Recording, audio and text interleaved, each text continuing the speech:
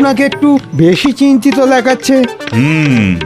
বেশ কয়েকদিন ধরে ভাবছি এই রাজ্যপাট সামলে একটু তীর্থযাত্রা করতে যাব, কিন্তু ওই যাব করে আর যাওয়াই হয় না।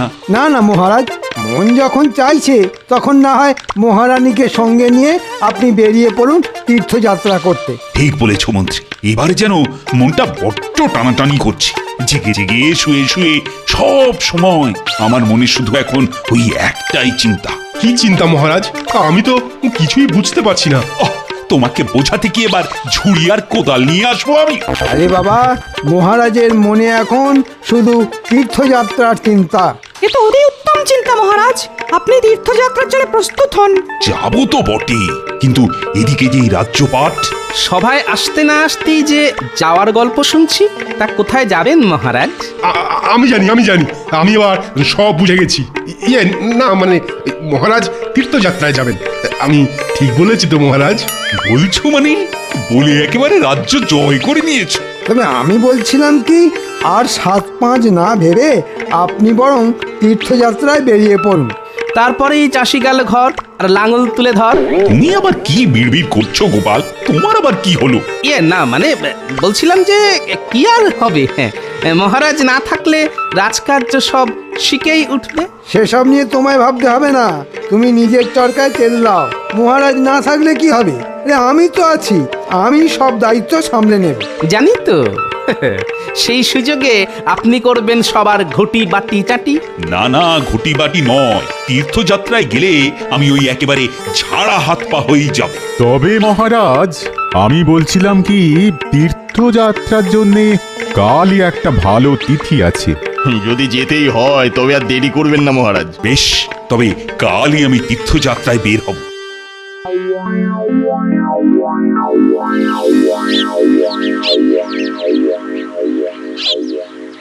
ও বাবা, সবাই যে দেখছি আমাকে বিদায় জানানোর জন্য একেবারে সাত সকালে এসেই জড়ো হয়েছ।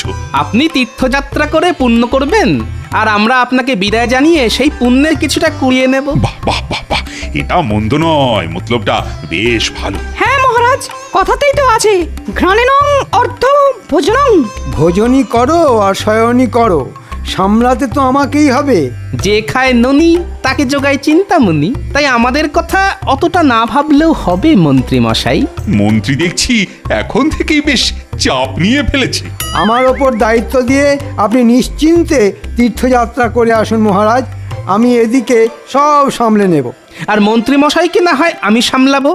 উনি যদি ডালে ডালে যান, আমি তাহলে পাতায় পাতায় যাব। হ্যাঁ, সেই বরং ভালো। তোমরা যে যেদিকে পারো যাও, একদিন তোমাদের কাউকেই আর কোনো দায়িত্ব কাঁধে তুলে নিতে হবে না। সে আবার কি মহারাজ? আমাদের কি কাজকর্ম নেই? ভেবেও দেখলাম তোমাদেরও না মাঝে মাঝে ছুটি দেওয়া দরকার। এটা আপনি একেবারে আমার মনের কথা বলেছেন মহারাজ। জানি তো, আর তাই আমি যখন তীর্থযাত্রায় থাকবো তখন রাজসভাতে সবার বেশ অনেক দিন ছুটি থাকবে। সে আবার কি, ভাবলাম কয়েকদিন দিব্যি রাজ্য শাসন করব, তা নয় একেবারে ছুটি। ছুটি ছুটি ছুটি, খাবো গরম গরম রুটি, গরমকালে পটল ঝিঙে, শীতে মটরশুঁটি। হ্যাঁ, এই কদিন তোমাদের সবার কাজের ছুটি। যে যার মতো খাও দাও, আমোদ প্রমোদ করো।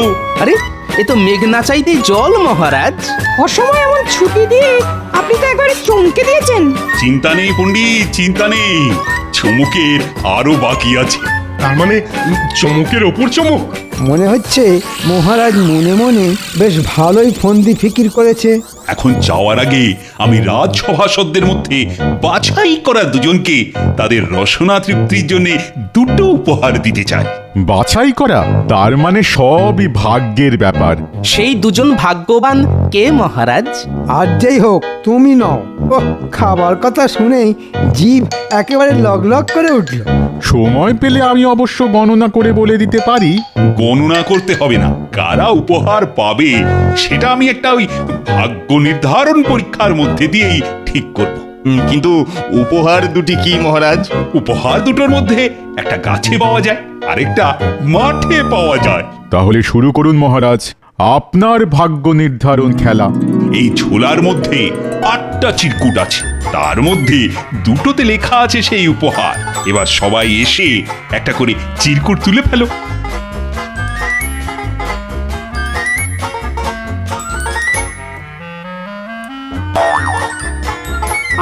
তো ফক্কা লেখা। দূর দূর দূর, আমার কপালটাই মন্দ। আমারটা তো তাই, দুধ চাই। দেখি আমারটাই কি পড়েছে।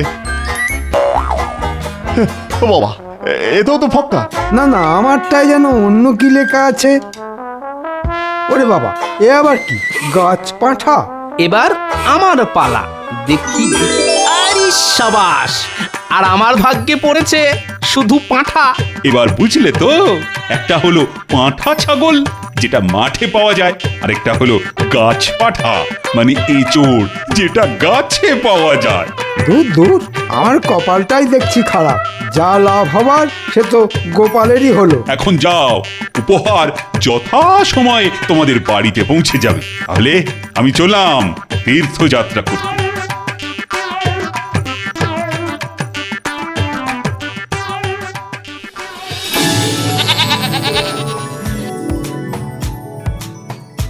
কি গো গিন্নি, দেখে দেখে কেমন একটা দাও মেরেছি দেখেছ?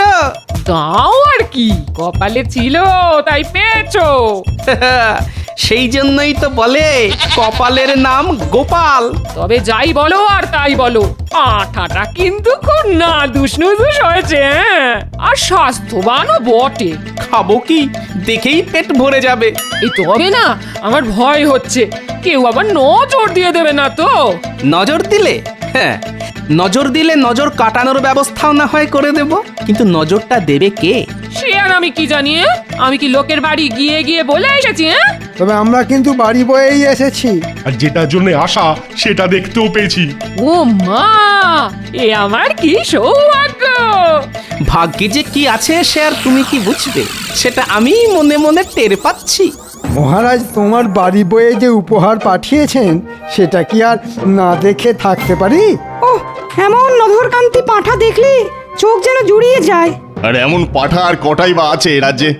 এমন পাঁঠার কদর কজনেই বা করতে পারে বলুন? গোপাল তো মোটেই পারে না। তাহলে কে পারে মন্ত্রী মশাই? কেন আমি? ছাগলটাও তো যেন মনে মনে বলছে আমার বাড়িতে গিয়েই ঘাস খাবে। আর মন্ত্রীমশাই ওকে খাবে। ও মা, ছাগলটা আবার এইসব বলছে নাকি? আপনি ছাড়া ছাগলের মনের কথা আর কেই বা বুঝতে পারে বলুন মন্ত্রী মশাই? আপনি কি চাইছেন সেটা পরিষ্কার করে বললেই তো হয়। হ্যাঁ হ্যাঁ, মানে জলের মতন পরিষ্কার করে দিন। ও ভাই গোপাল, বলছি ওই যে ছাগলটা কচি কচি ঘাস খাচ্ছে ওইটাই যে আমার চাই। মন্ত্রীমশাই যখন সরাসরি চাইছেন তখন এতে কোনো দোষ নেই। কি গোপাল, তুমি তো হ্যাঁও করছো না হুঁও করছো না। আগে কি আর বলি, পাগলে কিনা বলে ছাগলে কিনা খায়। তার মানে আমি পাগল? আপনি যে কি সেটা আর আপনার থেকে ভালো কে জানে মন্ত্রী মশাই। কিন্তু তুমি কি জানো সেটা তো বলবে নাকি? আমার পাঠা আমি দেব না, পরিষ্কার। তাহলে এটাই তোমার শেষ কথা? আমার অনুরোধ তুমি রাখবে না ভাই গোপাল? কি করে রাখি মন্ত্রী মশাই, কথাতেই তো আছে ভদ্রলোকের এক কথা। বটে, তবে আমিও দেখছি ওই পাঁঠার মাংস কার মুখে ওঠে। আপনি কি কিছু বললেন মন্ত্রী মশাই? হ্যাঁ মানে না, না দিলে আমি কি আর কেড়ে নিয়ে যাব?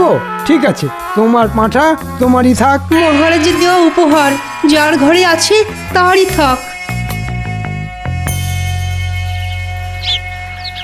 বলি, মন্ত্রী মশাই যে কি বলে গেল আমি তো কিছুই বুঝলাম না। কিন্তু আমি তো বুঝে গেছি গিন্নি, পুরো ব্যাপারটাই এখন আমার কাছে জলের মতো পরিষ্কার। মন্ত্রীমশাই এতবার বললেন তবু গোপাল শুনলো না। এই কাজ করা গোপালের উচিত হলো না। আমার তো মনে হচ্ছে পাঁঠাটাকে খপ করে ধরে ঝপ করে এখানে নিয়ে চলে আসি। না না, আমার মনে হচ্ছে কাজটা অতটা সহজ হবে না। কিন্তু মন্ত্রীমশাই তো কিছুই বলছেন না, আমরাই খামোখা ভেবে মরছি। আমি আর কি ভাববো? সোজা আঙুলে যখন ঘি ওঠেনি তখন আঙুলটা বেঁকাতেই হবে।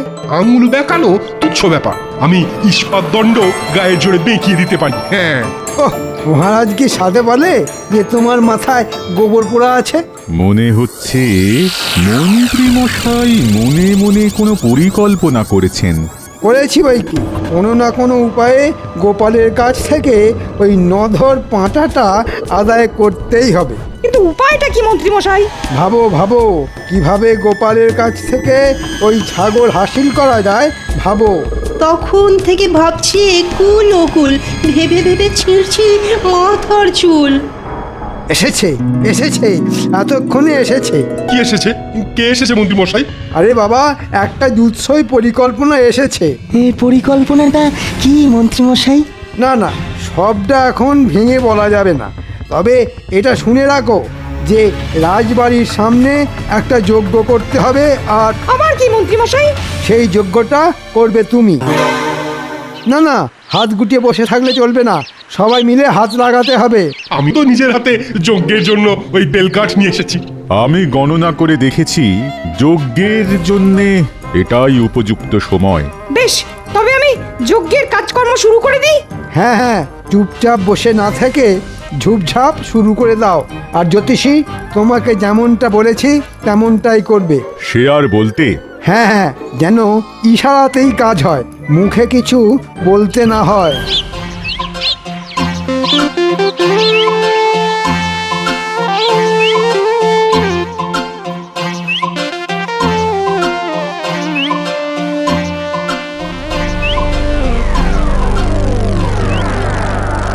চালাও পণ্ডিত, আরো জোরে চালাও। আর কিছু না হোক, জাঁকজমকটা দেখাতে হবে। পণ্ডিত যা ছড়িয়ে বসেছে তাতে আর কিছু হোক না হোক, ওই লোক জানাজানিটা বেশ ভালোই হবে মনে হচ্ছে। লোকজন নয়, শুধু গোপাল জানলেই আমার কাজ হয়ে যাবে। তাহলে ধরে নিন আপনার কাজ হয়ে গেছে।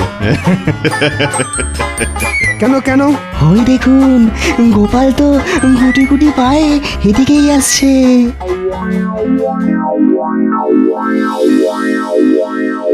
ওরে বাবা, এ আবার কি কারসাজি? রাজা নেই, তবু রাজার রাজসূয় যজ্ঞ হচ্ছে। রাজ্যের কল্যাণের জন্যে, প্রজাদের কল্যাণের জন্যে এটা তো করতেই হবে। তা বেশ, তা বেশ, কিন্তু এদিকে যে দেখছি ঘি তেল মানে জ্বালানি ছাড়াই যজ্ঞ হচ্ছে। আর উপায় কি? রাজবাড়িতে কেউ নেই, তাই ঘিয়ের জোগাড় হয়নি। তবে এ যা হচ্ছে তাও দেখার মতো। তাহলে এটাই না হয় দেখি। দেখো দেখো, এমন যজ্ঞ কি আর রোজ রোজ হয়? অমঙ্গল নেমে আসছে, অমঙ্গল, ঘোর অমঙ্গল। ধ্বংস হয়ে যাবে, সব ধ্বংস হয়ে যাবে। আরে আরে, এর আবার হঠাৎ কি হলো? জ্বালানি ছাড়া যজ্ঞ করার ফল খুব খারাপ হবে। কি আর এমন হবে শুনি? আমি গণনা করে দেখছি, এক্ষুনি দেখছি।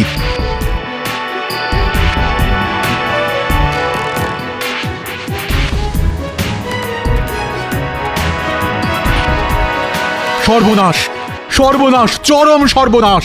ওরকম গলা ছেড়ে চিৎকার না করে কি হয়েছে সেটা তো বলুন। কি আর হবে, যা হবার হয়ে গেছে, আমি আর বাঁচাতে পারবো না। আগামী কালই পৃথিবী ধ্বংস হয়ে যাবে।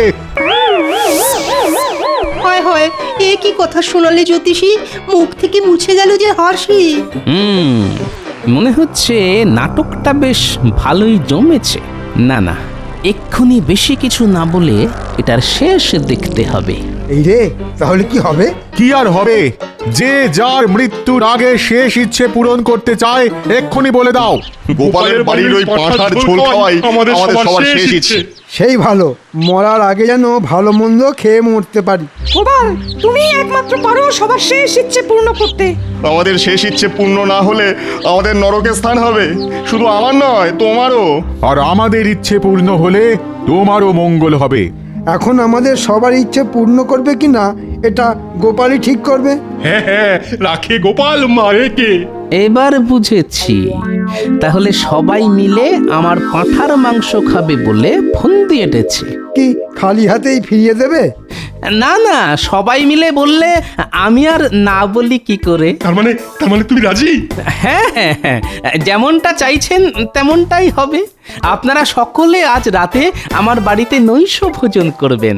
উমা, গোপালের মন যেন 7 রাজার ধন। বাঁচালে গোপাল, যাক, মরার আগে এবার তাহলে রাজকীয় খাওয়াটা তো হবে। হবে, তবে আমারও যে একটা ছোট্ট শর্ত আছে। শুভ কাজে আবার শর্ত কিসের? না না, তেমন কিছু নয়। আপনারা রাজসভাসদ, রাজকীয় খাবার খাবেন, তাই আপনারা শুধু রাজকীয় বস্ত্র আর অলংকার পরেই যাবেন। ওহ, এই কথা? হি আর এমন কি, আমরা সবাই রাজি। জয় গোপালের জয়। জয় গোপালের জয়। এবার বুঝবে গোপাল কার পাঁঠা আর কে কে খায়। আমিও দেখছি আমার পাঁঠা খেয়ে কার হজম হয়।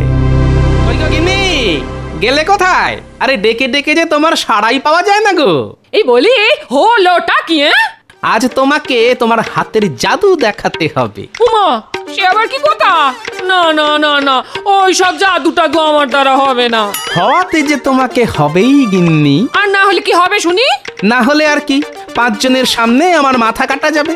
এই দেখো, ওরকম ঘুরিয়ে ফিরিয়ে না বলে কাজের কথাটা স্পষ্ট করে বলো দেখি। আরে সেটাই তো বলছি, আজ রাজসভাসদেরা আমাদের বাড়িতে নৈশ ভোজন করবেন। নৈশভোজ? এই মানে রাতের খাবার? তা কি আনন্দে খাবে শুনি? আনন্দে নয় গিন্নি, বরং বলো দুঃখে। এই মরেছে, দুঃখ আবার কিসের? দূর দূর দূর, আমার আবার সব কেমন গুলিয়ে গেল। হ্যাঁ, আগামীকাল নাকি পৃথিবী ধ্বংস হবে, আর আজকে তাই আমাকে সবার শেষ ইচ্ছে পূর্ণ করতে হবে। এবার বুঝলে গিন্নি? ও সবার শেষ ইচ্ছে বুঝি তোমার এই পাঁঠার মাংস খাওয়া? আহ, এই না হলে তুমি আমার গিন্নি? একেবারে ঠিক ধরেছো। সবাই যখন খেতে চাইছে তখন আর মায়া বাড়িয়ে কি হবে? আমি না হয় ভালো করেই মাংস রেঁধে খাবো। হ্যাঁ হ্যাঁ, তুমি তোমার কাজ করবে, আর আমিও ঠিক সময়ে আমার কাজ করে ফেলবো। সে আবার কি কাজ গো? সেটা যথাসময়েই দেখতে পাবে। এখন চটপট রান্না করে ফেলো, অতিথিরা এলো বললে।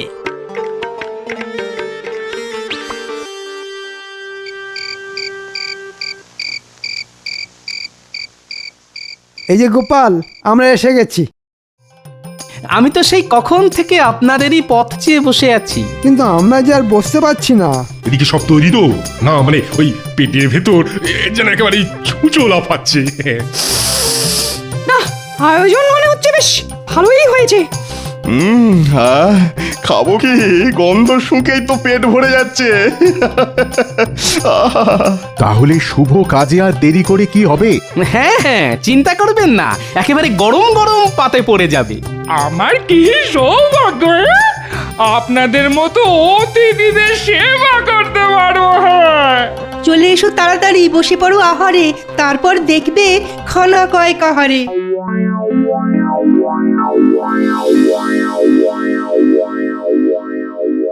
ওহ, পাঁঠার মাংসটা চমৎকার হয়েছে।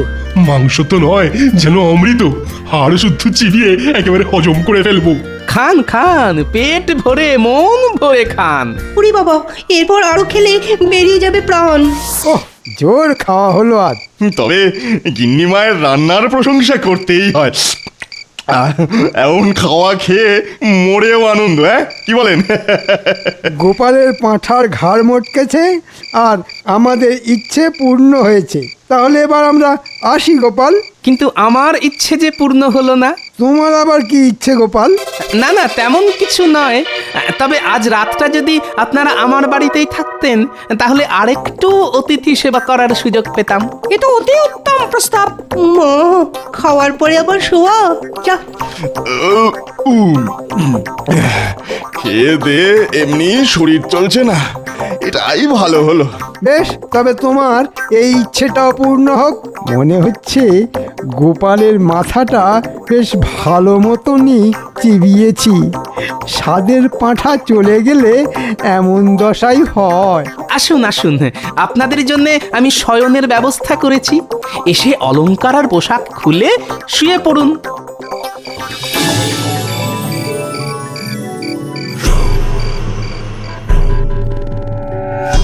পাঁঠার মাংস দিয়ে ভুঁড়ি ভোজ সেরে সবাই বেশ জমিয়ে ঘুম দিচ্ছে। এটাই তো আমি চাইছিলাম।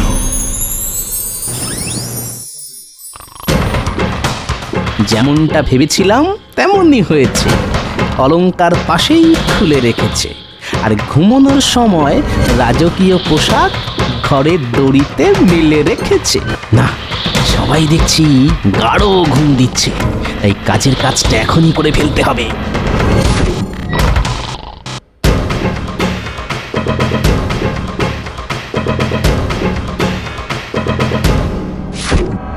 আমার পাঁঠা পেটে পুড়েছ, এবার তার মূল্য যে তোমাদের চোকাতেই হবে।